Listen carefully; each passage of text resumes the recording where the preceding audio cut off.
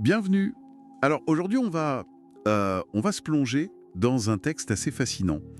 L'art d'avoir toujours raison, d'Arthur Schopenhauer. C'est un écrit de 1830 environ, mais publié bien après sa mort. Et attention, ce n'est pas un manuel de philosophie pour chercher la vérité, hein. C'est plutôt un guide, un peu brutal, sur l'art de la controverse. Comment on gagne un débat, peu importe si on a objectivement raison ou tort.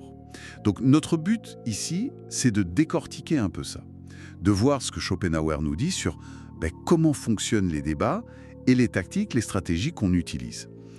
Il fait une distinction très claire dès le début entre la logique, qui cherche la vérité, et ce qu'il appelle la dialectique héristique.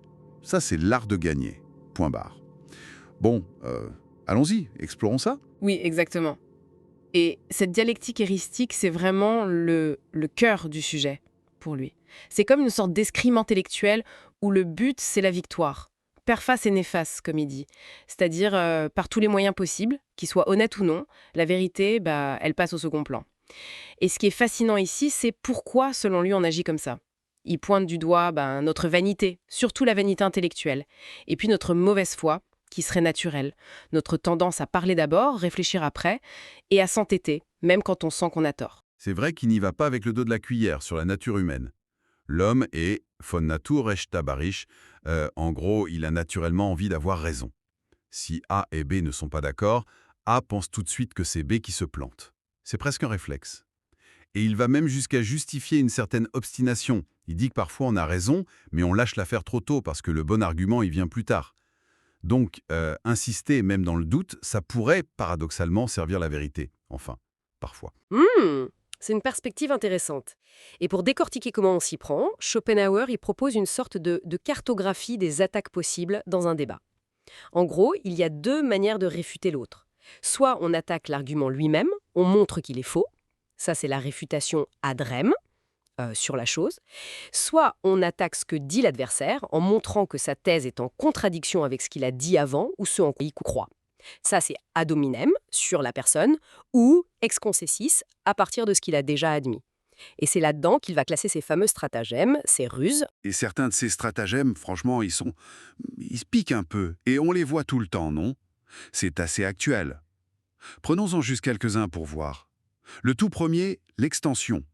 L'idée, c'est de prendre ce que dit l'autre et de l'étirer et de le généraliser à fond, Hmm, pour que ça devienne caricatural. Et hop, plus facile à démolir. c'est ça, on sort la phrase de son contexte, on l'élargit. Exactement. Un autre, le numéro 8, fâcher l'adversaire.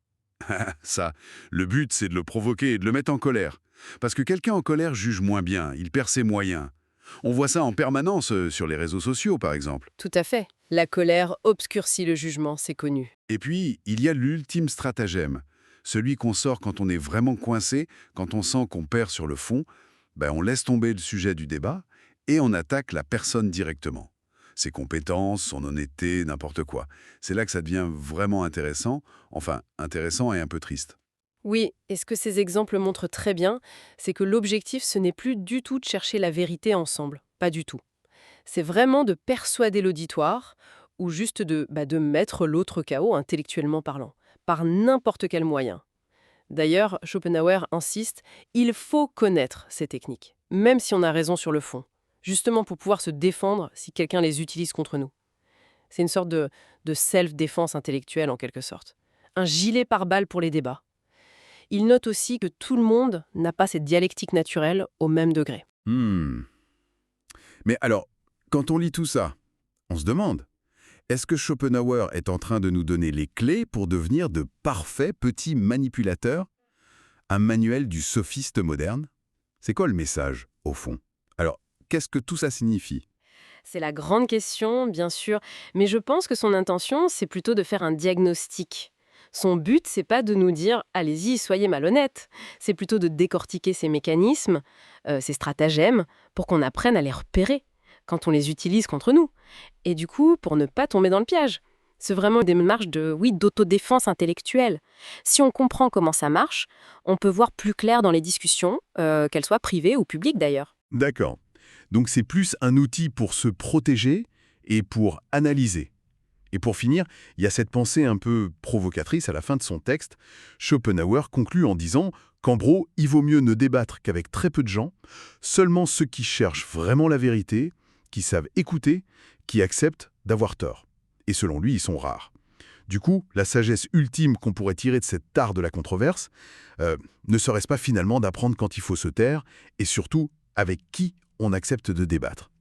Voilà, je laisse ça en suspens pour la réflexion.